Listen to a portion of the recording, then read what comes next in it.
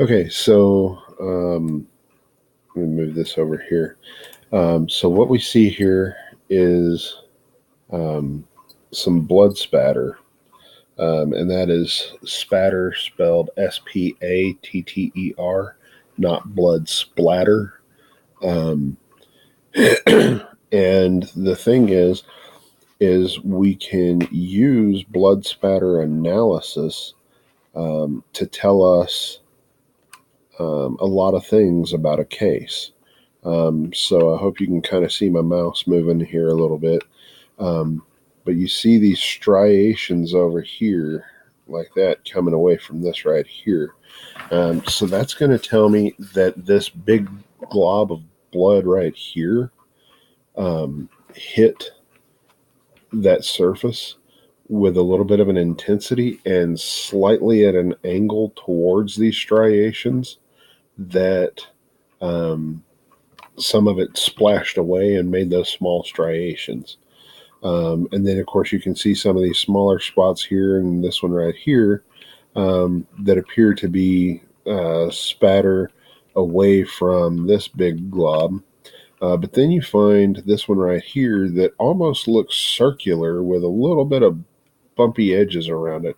That one there fell almost at a 90-degree angle um, to this, and you can see that like this one here has a little bit of an angle to it where it kind of hit, kind of moving in this direction a little bit.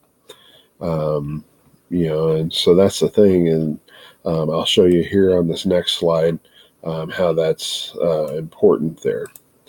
Um, and so right here you can see we have this one here at 90 degrees.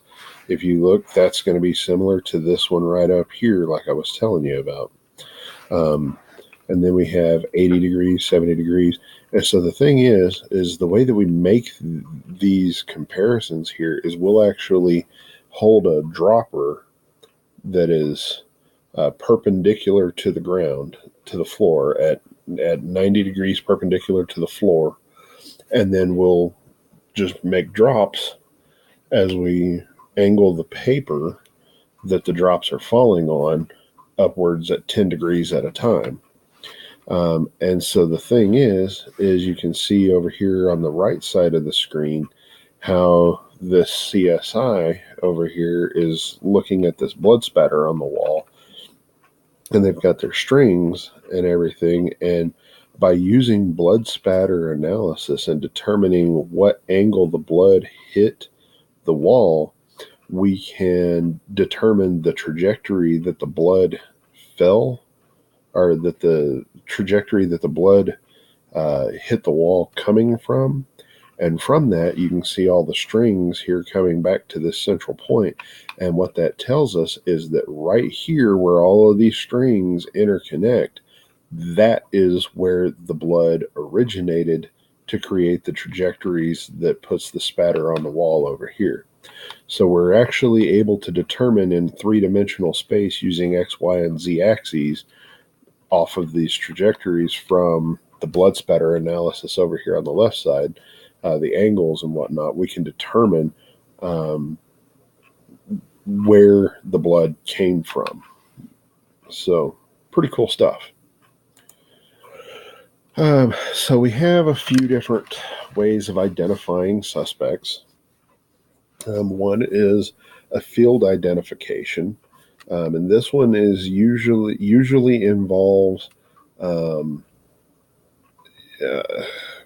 okay, so case law is pretty particular about this, and so usually what will happen is officers will respond to a hot call in progress. Say a burglary just occurred, and somebody gave a suspect description, and officers found somebody in the immediate area within just minutes of the report, and that person matches the description. A lot of times what will happen is officers will hold that person um, where it doesn't appear that they're under arrest and whatnot, and then we'll bring the witness who gave that suspect description. We'll bring that witness by where we found that suspect and ask them, is that the person that you saw? Um, and of course, if they say yes or no, but like I said, there's a lot of case law that applies to these. Um, Generally, it involves the identification being contemporaneous to the investigation, which means while the initial investigation is ongoing. Um, so then a lot of times we'll do a photographic identification, which can include one of several things. Either we give you a photo album full of mugshots and tell you flip through and find the guy. Maybe he's there, maybe he's not.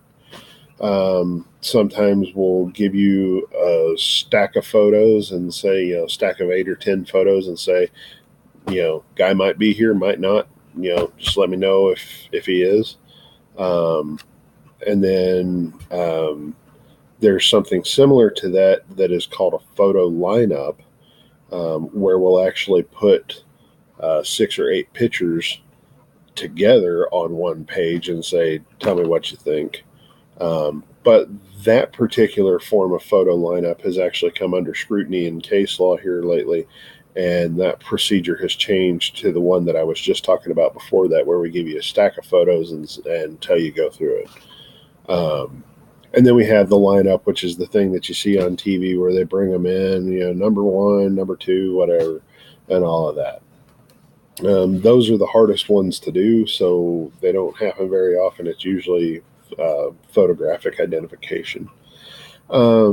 Suspects are also identified through a totality of circumstances. It's not like you see on TV quite often where, I was actually just watching an episode of a legal drama, and they put a fella on trial for murder because his semen was found inside of the victim's vagina, and there was trace amounts of the victim's blood on his locker door. And so based on that, they took and arrested this guy and tried him for murder. And I'm like, that is a heck of a lot of circumstantial evidence. There is no way we're getting to a trial on that. But it makes for good viewing on television, but that's about it. Totality of the circumstances is going to be everything involved in this case. Excuse me. Everything involved in this case that points to the suspect.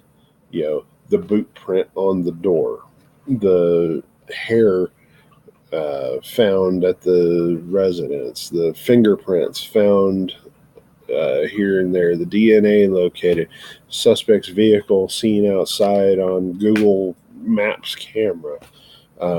There's plenty of things there. And then there's also modus operandi, which is the method of operation. That's going to be something that's quite useful to us in identifying suspects, particularly with like burglaries, because burglars tend to be burglars and they tend to operate the same way. They have their favorite break-in tool and they're not afraid to use it. And so if we find their favorite break-in tool, then we can conduct a forensic analysis of it and link them to several crimes that way. So with that, I'm going to take a moment of pause and we'll start up with part 4 momentarily.